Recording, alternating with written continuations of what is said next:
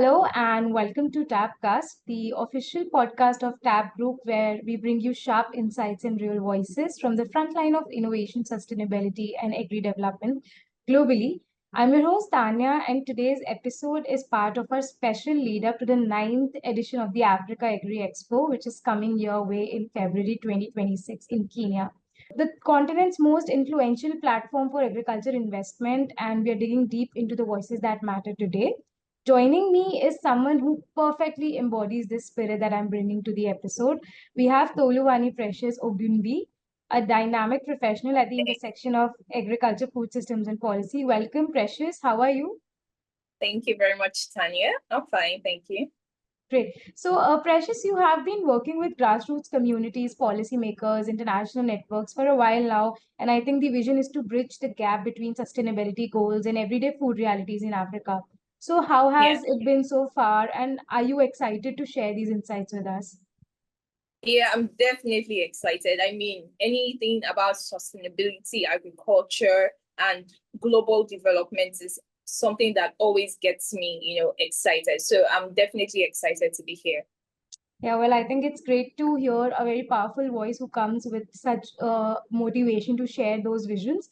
So, Toluwani, how did your journey into food systems and sustainability begin? I mean, was there a moment that made you realize this was more than just a career path?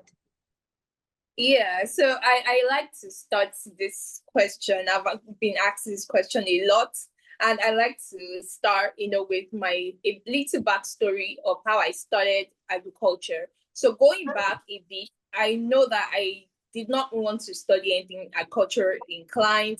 I did have a passion for agriculture growing up, but because it is not a very popular, business or work here in Nigeria, or it's seen as a low grade form of work, it is usually laughed at. So you can't really come out and say, oh, I want to be a farmer. But that's what I wanted to do. But growing up, because not a lot of people saw that as a business in quotes or as a work to do that is fit to do, I started changing my passion into medicine. And I'll tell my friends I wanted to study medicine. But later on, I mean, life and my destiny, let me put it that way, caught up with me, and I found myself again in agriculture. And that was when I started embracing it as, my passion, as my dream, as my, purpose, dare I say, purpose in life.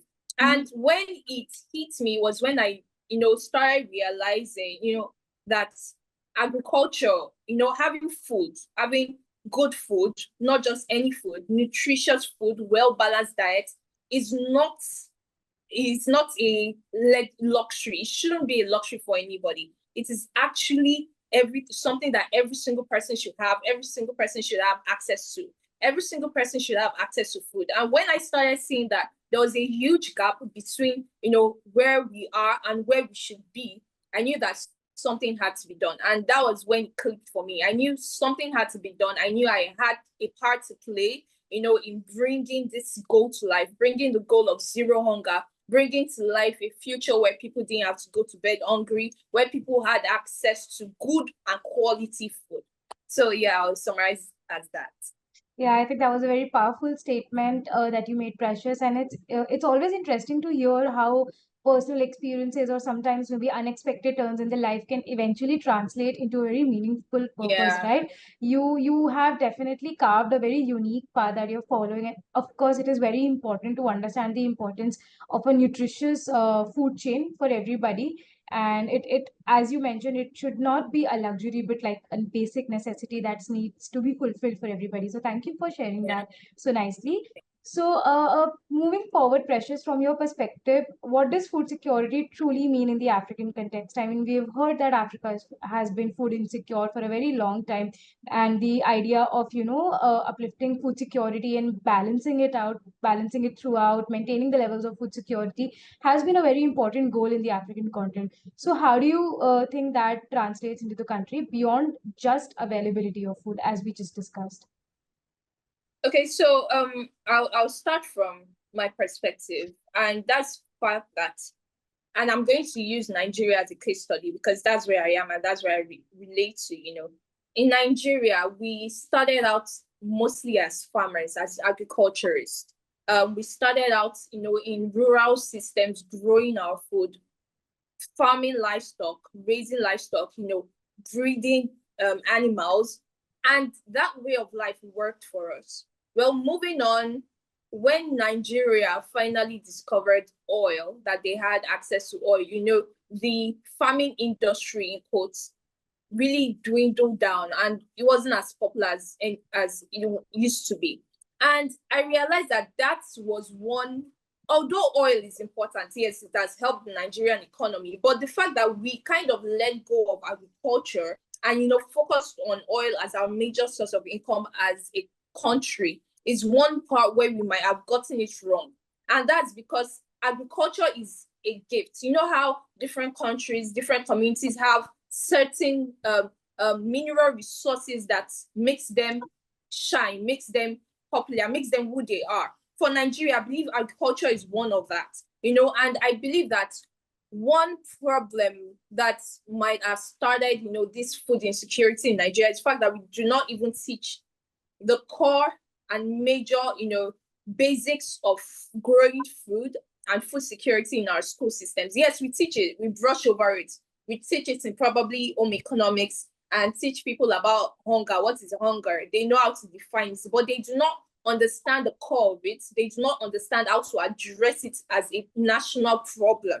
And by the time we start seeing, agricultural education coming back into the school systems, I believe that would be a major way forward, in curbing food insecurity. First, people have to see that it is a problem. We know that it is a problem. I mean, we can feel it. The prices of food are going up. The quality of food is coming down. But somehow it hasn't really registered, like, when something really registers. So it hasn't really registered in people's minds that this is a real problem that needs work, that we actually need to pursue and need to, work on to make it better. So by the time we start, educating our students about agriculture in schools, in the core levels, I think we would see a major change in, the food insecurity levels in Africa as a whole, actually. Absolutely. I think that is so powerful that you just mentioned. And even now, there's so much of the narrative that still centers around quantity of the food. However, I personally believe that the real issue is about access, dignity, and understanding the long-term stability of the availability of that food. So I think that was a very Yeah. important nuance over there. So Precious, you also strongly advocate for SDG 2, that is the Sustainable Development Goal to Zero Hunger, and it often feels like a distant goal for now. So, what are the real on the ground barriers you see that are slowing down progress towards this goal? Okay, so I think most of your question has been surrounded and might surround around the same answer in quotes, because for me, I highly, highly believe in the power of agricultural education and awareness, not just to, farmers, because most of our education, most of our awareness is being pushed to farmers, but they're already the ones in the business. So they do not really need that education, as it were, in that level. Who needs the education? It's young people. It's young people who are going to grow and actually be the change. It's young people who are going to implement these things in the future of Africa. And I believe that is our major, major solution right now, where we begin to teach people what sustainability is, why we need to be sustainable. They need to understand our why. They need to understand that we are not just doing all this for gimmicks. We don't just have a popular, goal that everybody's trying to reach, but it's just there like a headline. It is actually a core problem, a pain point that needs to be addressed. I hope that answers your question. Absolutely. I think it's completely correct that you just mentioned that it is important to, fill in the cracks at the community level where the challenges can actually be resolved. And that is also where the challenges actually begin. It's not just some systematic bureaucracy that we need to completely blame. It is actually going to be ingrained within the youth who needs to understand from really the grassroots level of what sustainability really means and how important it is to bring in the values of sustainability to the kind of life that we're leading as an agriculturist, maybe as a food consumer, maybe as a food producer, etc. So thank you for sharing that. Now, Precious, you work at the intersection of agriculture and development. So, if I were to ask you, how can sustainable agriculture be a tool not just for productivity, but for equity and resilience within the food systems? I mean, how would you give a narrative to this? Okay, so I think going back to our why, we have to realize that why sustainability and agriculture have to intersect and have to meet is because we are not just farming for our now, we are farming for our future. So, Absolutely. for example, farmers know that when we farm in certain ways, we can they might know certain ways we can farm to produce more crops, but do they know how those certain farming methods might affect the soil? Do they know that the soil depletes over time and that overutilization of the soil actually might cause loss of minerals, loss of nutrients in the soil, and it needs time to build back up? Do they know Right. that? So it is very important for us to be able to successfully intersect sustainability with agriculture, because like I said, we are not just farming for our now, we are farming for our future. We do not Right. want a scenario where future generations, let's say 50 years from now, they are not able to farm in soil anymore because the soil has been completely depleted. I know we are coming up with more innovative ways of farming right now without using the soil, but still the soil is a gift to us Mm. and we should treat it as a gift. One thing I like to say is that we were giving the world to stewards. What it means to be a steward of something is to keep it, to nurture it, to help it grow, to either sustain it or develop it, to steward it. And we are stewards of the earth. And in each and every of our daily activities, in whatever we do, we have to learn to steward the earth. And that is very important when it comes to, intersecting sustainability with agriculture. It's not just, they can't stand alone. Agriculture can't really stand alone. Sustainability can't really stand alone. And when I say sustainability, I'm talking about SDG 2 now. Because, Right. of course, agriculture is very important, where food is concerned. So they can't really stand alone. They have to intersect beautifully. And how we do that is by teaching people the consequences of, some of our farming methods and how we can actually make it better. Yeah. Yeah, right. I think I was stunned for a minute, listening to you and the kind of energy that and the kind of fire that you're carrying, making it a very power packed statement that you need to build on that intersection of sustainability and agriculture. You need to make it a holistic approach. Otherwise, we are lacking a lot in terms of understanding and in terms of actually producing impactful results. We were recently there this year around February for the 8th edition of Africa Agri Expo. And it was amazing to, we were there in Kenya, and it was amazing to, witness the kind of youth led organizations or businesses or entrepreneurs or innovators who were there for understanding the kind of technologies that international markets are bringing to the agriculture in Kenya or in other parts of the African continent, or those who are, part of the policy making processes. So it was really, I was really moved by the kind of youth led participation that we witnessed over there. And talking to you right now really just like gives me a green stamp that next edition is going to be even more power packed, because we have such brilliant minds such as yourself who are advocating for these things. So that is what our aim is as well, to bring those who are leading businesses, those who are leading talks about agriculture in the African continent at one platform with this event. So that was my take. And moving forward, Precious, if I were to talk about, let's say, modern models or projects that are coming up, what do you think are some of the most accessible sustainable farming practices or models that are working efficiently in Africa today? I mean, is there anything that comes to mind that is, has been very successful, but it hasn't got enough attention? Okay, so thinking about that question, I would say vertical farming, but I would like to track it back a bit and talk about how, when we talk about technology, when we talk about innovation in agriculture, we usually try to see it as only tech related things or tech related solutions.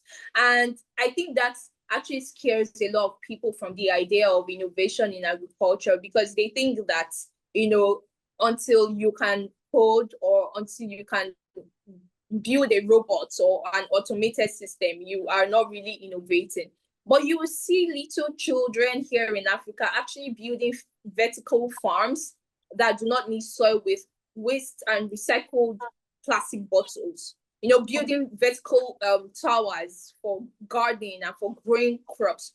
You see very innovative ways. And to be honest, I know we're talking about Africa now, but one set of people that really inspire me in their cultural space is the Chinese.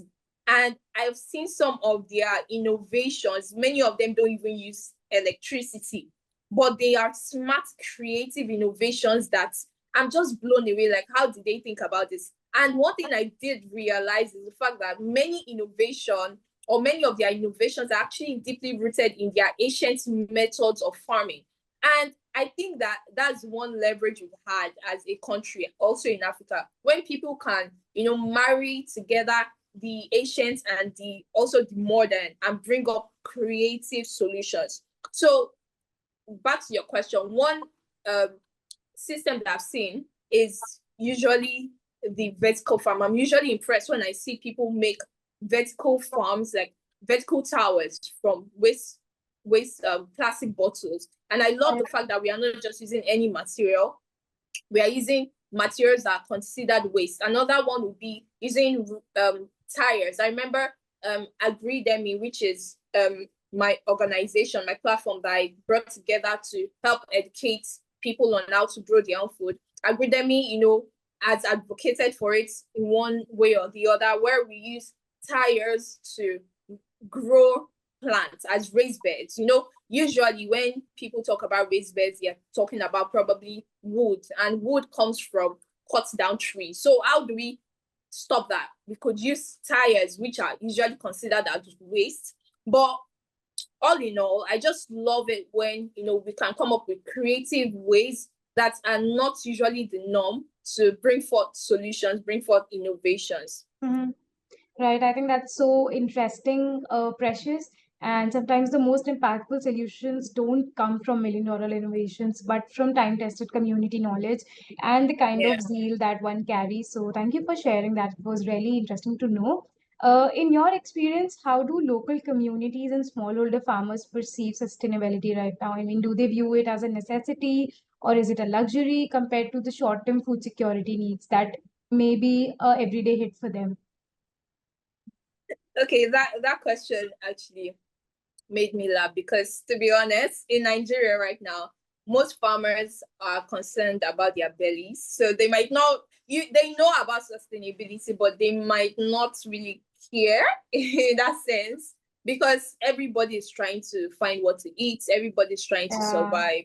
But what I realized is that when we start going into these farms, going into these rural areas, and begin to show them the long-term impact of sustainability, they actually take it on, because they see that it's for their advantage. For example, we begin to tell them things like, okay, when you actually do not deplete the soil, when you treat the soil better, you have higher quality of food, you have more yield. They're like, okay, that sounds like something that benefits me, so why not implement this? So although they might not from the start see sustainability as something important, they might just see it as head knowledge. But over time, when we play our parts, which is why advocates are really important, advocates, people who, go into the rural areas to actually teach the farmers, because that's where the largest number of farmers and agriculturists are. That's in the rural areas. People who can go into those places, yes, and train them, show them why exactly these things are important, and show them that it is for their benefits. Because to be honest, we know that most people try to do things only when it benefits them. So if we're telling them sustainability will benefit the future, they might see it as, okay, I love the future. I mean, I will have children, but right now I'm here and that's all I can see. I'm going to give a personal story. So I had a privilege of going to a rural area to talk to farmers. And what we're trying to do was to sell to them organic farming rather than the use of chemicals in their farming methods. And on my arrival there, I was trying to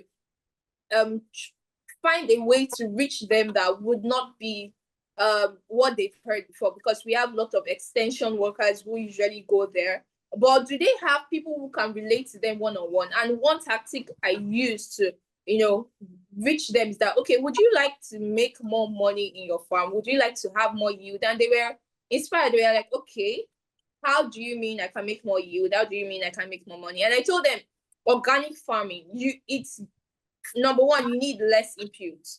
All you need for organic farming is around you already. You have the trees. You can compost trees, dead dead leaves rather. You can compost dead waste products, raw waste materials to make compost. And they bought the idea, at least to a degree.